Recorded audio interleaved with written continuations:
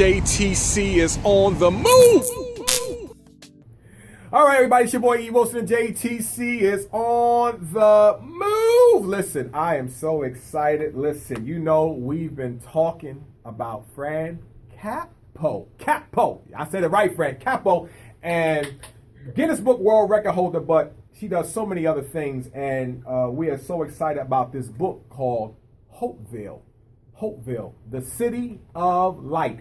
Now, I had the pleasure and honor of reading this book, and it is so powerful with simplistic stuff to help you to make sure that your candle is lit. If it's not lit, half lit, how you can get it brighter. If it's all the way out, how it can get relit, but also how you can relit somebody else's candle. And we have the writer, author of this great book, Fran Capo, all the way from New York. I can't say New York City because you're up there near Buffalo somewhere, but all the way up to New York. Not quite far that up, but yeah. Yeah, you're up there somewhere, you know. It ain't the 5 boroughs. It's not Queens. But Fran, how you doing today, Fran? How you doing? I'm doing great. How you doing? I'm doing excellent. Listen, this book, Hopeville, we've been talking about it, the impact of it. You know, Fran, give the thoughts behind this, how this book came about. Well, you see, all right, Eric, you know, because you know my history, and we've done interviews previously, so I've been to see them. And, you know, I wrote 18 books. The other ones, I actually said, hey, I'm going to write a book on adventures. You know, hey, I'm going to do this. But this Hopeville book is so different because it came to me unlike any of the other books. Here I am, sleeping in my bed at 4 o'clock in the morning. And I hear this voice say, cannot tell you whether the voice was a male or female voice. It was just a voice, but as distinct as you and I are talking. It says, Fran, you got to get up and you got to write this book. It has a message that will change the world. So now I turn on the light again. I'm like, okay, I don't know if I'm dreaming, but I know I'm hearing a voice. And I will just say to you, whoever you are, don't mean to be disrespectful, but it's 4 o'clock in the morning, and I don't really feel like writing at 4 o'clock in the morning. Plus, I have no idea what book you're talking about. I'm in the middle of writing another book. And they say, write down this title. The voice is giving me these instructions, so I always have a pen and paper in case I think of anything by my, night table, take it out, write down, and it tells me, Hopeville, the City of Light. So I write it down. So now I say to the voice, I go, listen, I'm writing it down. 4 o'clock in the morning, I'm going back to sleep. And they're like, all right, well, but you got to, and I'm like, this book has to get out to the world. You have to give this message. Okay, go to sleep. Next morning, get up, take my son to school, my mom to work, have to get my car fixed. Drive to the place that's going to fix my car. I don't have another car, so I have to stay there. Bring my laptop, and I'm working on my book, Adrenaline Adventures. And I've never, ever had writer's block in my life. Okay, so I say to the guy, is there a little corner or someplace that I could work and type? And he goes, yeah. He puts me in the corner with a chair, tiny little, cleans off the desk. And there's all the mechanics working in the shop. Things are going on, tools are, I'm not saying being dropped like they're bad mechanics, but I mean, things are going on. And so I go to type my next chapter on sharks. I was writing a chapter on sharks. And physically, Eric, it's so weird. I've never had this happen. I go to type and my fingers are like frozen. And I'm like going, okay, this is really weird. What's happening? So I'm trying to type and I'm like, really? I cannot sit here for 3 hours and not work on something. So I had the title that I had written down and had stuffed it in my pocket. So I go, what was the name of that thing that I heard, that book? So I pull it out, put it down, and I say, all right, Hopeville, the City of Light. And the second I typed that in, from that moment till the moment I wrote the words, the end, I had no knowledge, thought, recognition, anything of what I was writing. I just remember writing the end, and then the guy saying, Fran, your car's ready. And I was like, okay. And he goes, I have to say to you, that was very weird. And I'm like, what? And he goes, you didn't move. You didn't look like you were breathing. You didn't move your eyes. You didn't drink water. You didn't go to the bathroom. He goes, you just sat there like a zombie typing. I said, I think I wrote a book. And he's like, what do you mean? I go, I honestly cannot tell you one word that's on that page. So I said, I'll let you know. So I go because I was in the middle of writing that other book, Adrenaline Adventures. I do finish up that book. 4 weeks later, I go, I should probably read this thing and see if it makes any sense. So I read it, and it's about a widowed mother who has got like 3 jobs and trying to make ends meet, a little boy who's getting bullied in school, a old man who feels like nobody listens to him because they're like, oh, that's a feeble old man, and a successful businessman who gave up having a family and everything because he spent all his energy building a business. And all 4 of them are discouraged, like, is this it for life? Like, I can't tell if people are good or bad. I don't know. And so they all pray on the same night. And their prayer reaches the heavens, and an angel of light appears to each one of them that night and says, if you just do this little something, it will change you and will have like a domino effect in the town. And each of them don't believe, wow, but I'm just a little boy, I'm just an old widow woman, but the angel convinces them to do it. And she has a light appear, so it actually represents what's on the inside being shown on the outside. And through this, people at first, how in the beginning everybody's all gung-ho. Yeah, like in the beginning of the year, how everybody's like, oh, I'm going to lose weight. They have to, like, day 5, they're like, you know what, this donut looks really good. And so then people lose their enthusiasm. And the angel gets upset because she feels she gave them this great gift. So she comes back to those 4 and basically says to them, kind of like, you need to up the ante here. You need to, to do something. And again, they're like, well, I don't know. But each of them do something, and it has a domino effect. And then ultimately, it changes the town. I don't want to give away the whole story, but throughout the book, 44 messages of happiness and the secret to a good life and following your dreams are revealed through the story. So it's like told in parable. People are comparing it to like The Alchemist meets Thinking Rich. And I didn't want to touch the story because, who knows? When I die, I go up there, they're like, hey, I gave you a story. What are you, the editor of God? You change it? So I pulled out the messages and put it in a separate section in the book, which is, the 44 lessons of Hopeville. What did I do with the book? It's back there. And and then and now actually, Eric, you know what the cool thing about it is that not only does that story have a message, but the behind the story is also cool how it happened. Right. But I'm a little slow sometimes with, if anybody heard our last interview about the fast talking, sometimes I'm a little slow with the signs of, God's like, sometimes I gotta tell you. And so, so I got the book in 2004. Kind of reminds me of you and me. Yeah, I know. 13, I didn't get back to you until 2016. Ooh, I don't feel bad now, Fran. Right, exactly. If I don't speak to God in that long a time, no. But I do. But anyway, so in 2004, I got the book. And I was working on my other book, like I said. So that was in April. It wasn't until November of that year that I said, if a voice really did give this to me, I better do something. But everything surrounding the book happens the second, like I say, okay, I'm going to do it. It's like an angel, whoever is going like this. Do this. And I don't even know. So I said, I'll make up 50 copies at Staples. Because I didn't have a publisher. So I went to Staples, printed up 50 copies. But before that, I had a friend, and here's weird connections. So my boyfriend, my fiance, my domestic partner, he's got many names, okay?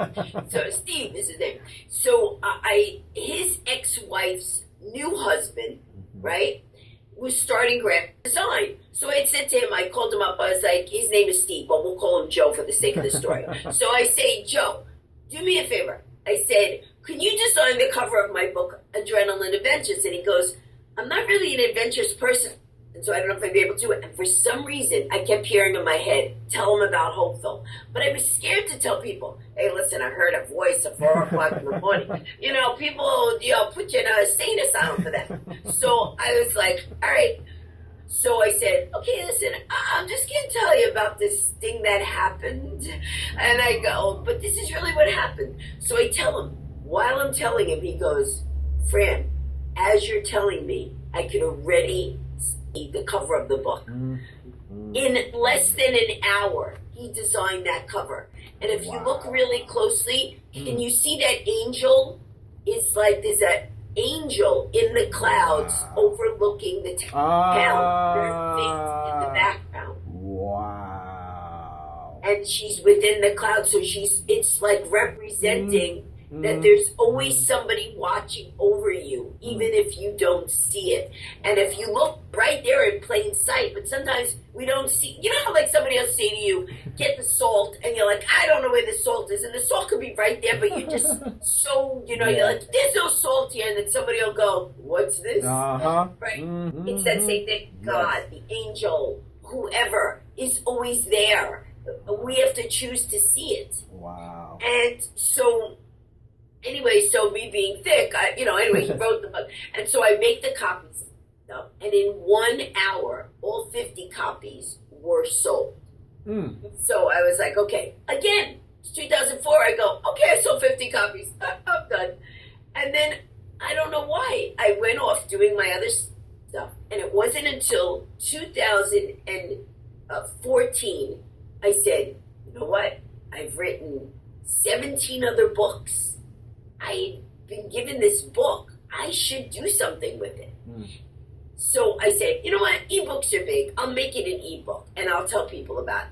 So I make it an ebook, and then all of a sudden, I tell people, hey, I wrote this ebook, blah, blah, blah. And in one day, it hit number 11 on Amazon. In one day, 2015. I'm like, Capo, are you going to do something? What is your thickness here? Do something with the book.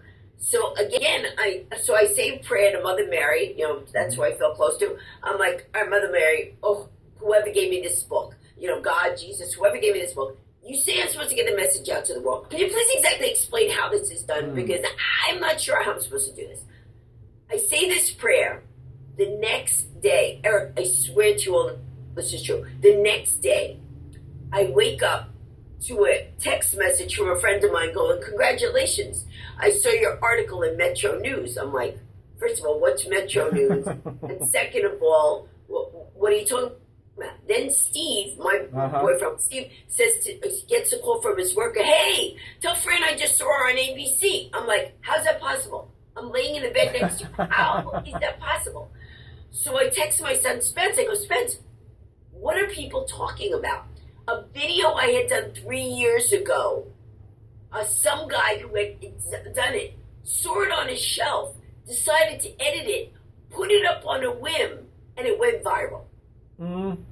Croatia, Scandinavia. So as people started calling me, I started saying, hey, you know what?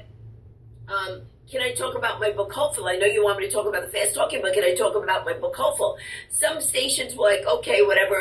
Some were like, we're not sure, whatever. So anyway, so I started doing it. This lady, and this is what sparked me to know that, okay, I really now have to do something. A lady read the ebook, tracked me down, called my home, and said, I'm really sorry to call you at your home, but I had to get in touch with you. I said, what's up? She said, I heard about your book. I read the ebook. 6 months ago, my husband died. This was the only book that gave me comfort. I want to be able to give it to other people. Have you ever thought of making it into a tangible book? I said, no, I'm just going to as an ebook. She goes, I really would like to be able to hand it to people. And I was like, I'm leaving in 3 days for Korea to go do this military tour. But then I remembered that there was a company that could turn around and make the books. And I'm like, you know what? This woman wants it. I should do this. So I made up just a couple of hundred copies, like 250 copies actually. And I sent her 3 copies. I mean, she bought 3 copies, gave it to people. And that's when everything started to snowball. And one of the things that I did was when I was in Korea, I told every active service member there, if you want an e-copy of my book, I will give it to you for free because you're giving your life for our country. Wow. And so I want hope to be to those people, especially that you may be on the front in the war zone right now, but no matter what, there's always hope. Wow. And you know what? things come to pass, they don't come to stay. You know what I say in life? You know, they say this is the end of the tunnel. The hell with that. Bring your own flashlight. It's like, come on, people. Yeah. You create your destiny. And the book has 44 ways through story of showing you how. Wow. Incredible. Incredible. Well, y'all heard all of that right there. So, Fran, on that note, you know, we've been talking. You've already been doing this. And with JTC, we're talking about how we're in the schools and how we're mentoring and how we really want to bring hope to the youth to get them to really grab onto their gifting, their talents, and going after their education and stuff. What do you see me and you doing together to bring hope with this book in the schools? Well, you know what we talked about, because you have this very similar message. And the thing is, the book is about courage and hope and happiness and love and all those things. So we were talking about like how I do speaking around the world, how you do speaking, you know, also your message gets out to the world. So if we can raise, like, let's even start small. Like, let's say if we could raise $5,000, which would really be, if one person buys a book and they're only $10, or an ebook is only $4.95. So I kept it low so that people could afford it. If one person bought just 2 books and they kept one and gave one to somebody, and then that person did it, or bought a book and then donated it. Word of mouth is so powerful. So if we could get sponsorship, there are companies out there that are trying to reach kids, computer companies, toy companies, you know, who have goodwill, you know, and if we could get $5,000, that would pay for 500 books. And 500 books could get into the schools for kids to read it. And if kids then started talking about it, because the lessons in the back could be used as discussions in the classroom. Like, how could you take the lesson of don't run from bullies? How could you take the lesson, which, by the way, I have bookmarks that I gave to all the soldiers that have lessons on them, like laughter makes your light grow brighter. We all have guardian angels. They come in many forms. It doesn't have to be like an angel appears in a cloud. It could be a teacher that tells you one thing that changes your life. It could be a book that you read a line in the book, and all of a sudden that one sentence you go, oh my gosh, now I get it. Don't be stuck in fear. A lot of people, oh, I don't have the right education. Oh, too fat, I'm too skinny, I'm too poor, I'm too rich. Too many excuses. And you know what? And so the book has all these lessons that can be discussed in the classroom. And then you could ask a kid, well, how could you take, what's your favorite lesson? Or how could you take this lesson and apply it today? Or how can you take the light that's inside you and light somebody else's light up? You know, when you're in a position of power, being a teacher or a boss, a lot of times you feel, I'm the boss, you need to listen to me. Why? Because I said so. Really? That's how you want to dominate, by fear? You know, you are not powerful by holding people down. You're more powerful if you know how to lift them up. And this is all stuff that's in the book told you. What's the book? 86 pages? I don't even know. 93, 94. 93 pages. 95. 95. You read that in what? Maybe an hour and a half. It's big print too, so nobody who has glasses needs to look at their glasses or whatever. I want to make it such a simple thing. You know, the book, Who Moved My Cheese, is about mice going through a maze. You know, remember, I didn't come up with this book.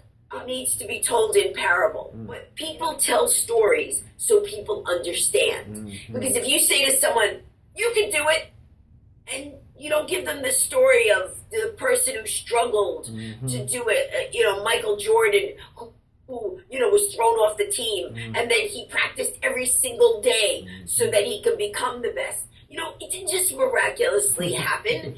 You have to take charge of what you do. But the cool thing is sometimes people don't know what to do, and the book can act as guidance. And remember, like I said, I was just the conduit. I had no clue what I was typing that day in the back of the store. The guys think I'm a nut. You look like a zombie, you know? So that's the thing. I'm just excited to get the word out. So I am hoping the goal, look, the ultimate goal, 1 million people would read it. Let's start with $5,000 sponsorship, get it to 500 kids. Those 500 kids talk to 500 other kids at another school. maybe they Skype with kids in another school and it grows bigger and bigger. Reading groups. If people have church groups and you bring it up and talk about it in a church, or if people have, they know that people recommend books. You recommend, hey, I read this really cool book. You want to read it? And that's how it passes. Wow. Well, listen, y'all heard it right there. Fran just broke it down. $5,000, 500 books. That's the goal to get started so we can literally go around the world and share hope with people, like I said, in the high schools, but also for us adults, because us adults need hope too. So the book is very universal. When people read the book, I would love to hear from kids, from anybody who reads it. And you know the website, HopevilleTheCityOfLight.com. You can leave a written thing, or up at the top it says share your story. You can leave a video. Yes. So that is there. She said it. Hopeville, thecityoflight.com. You can go ahead and donate it to the JTC Exchange. You just put in the memo box for Fran's book, and those monies will go to build up. All donations are tax deductibles. Come on, Fran. Are you kidding me? This is a win-win situation for everybody. We're talking about what's going on around here in the world. Me and Fran's goal is bringing solutions to the problem. There's a whole lot that's going on. This is not about a blame game. This is about lighting people's candles so that they can flourish in life and really maximize this time they have on earth. Does that sound right, Fran? Exactly. And the thing is, you're always talking about being on the move, so we're trying to move things forward. And it's about having a conversation. And if this book could create a great conversation, then we've accomplished something fantastic. But it's www. I like the way Fran said it. JTC, the letter X, change CHANGE.org. So we are just so excited about this movement, getting off the year to a blast of a start, that we can change the world through the simplicity of lighting a candle. Some of you have candles in your house, you know. Some of them have, watch this, some people's candles, I have to check my house, Fran, have dust on them. Blow the dust off the candle, clean it out, light it, and use it for what it was intended for. It was to bring light. So wow, Fran, that's a whole nother conversation there. And here's the thing too, and I think I just told you this off air, is that I have an artist who actually designed candles that have a prayer in the back for you, for the person themselves, and to help change the world. And it's got the cover of the book. So I figured if people want a physical candle, they can also have that. And the CD will be available, so if people don't like to read, there's a CD that'll be available Valentine's Day. Oh, and I should just say, and this very talk I'm doing, I'm going to be speaking on love, light, and laughter, and you and I hopefully are going to be doing talks together like this 2 schools later on. Right now I'm doing one Friday, February 12th. If anybody lives in the Connecticut area who's listening to this, at the Albertson Memorial Church.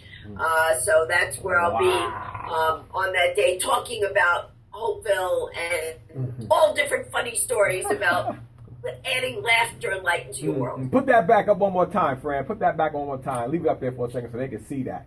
Boom! Yep, there it is. A Valentine's celebration, love, light, and laughter presents comedian Fran Capo. Got it right, Fran. What's that? Jessica Lawrence, you know, there it is. February 12th, 2006. Oh, you're good, Fran. February 12th. Look at those fingernails. Go ahead, Fran. I'm sorry. Matched my dress I was wearing the other day. There it is right there. You can go ahead and get a hold of that information. There goes the church, Albertson Memorial Church, 293 Sound Beach Avenue. And what's that? You're going to lift it up a little bit, Fran.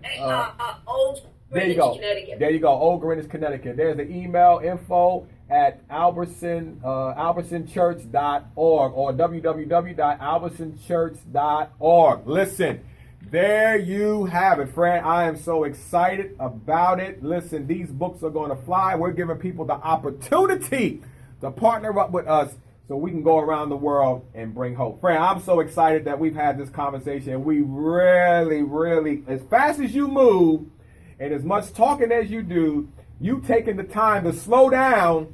Well, and that's exactly. It's very hard. My brain's going faster. Okay. Yes, to slow down and have a conversation is just appreciated. And we at the JTC Exchange are just excited and honored that God will allow us to connect at this time so we can bring hope to the world. Right now, if you're going to send checks, 4101 Airport Freeway, Suite 239, Bedford, Texas 76021. Make it out to JTC, the letter X, and then the word change, incorporated. So, Fran, anything else you got to say before we live every day as if it's your last, and one day you'll be right. On that last day, you don't want to be doing the laundry, so live life to the fullest. Fran said, one day you'll be right. And listen, this is your boy E. Wilson. If you're going to have a conversation, make it a good one. We're gone.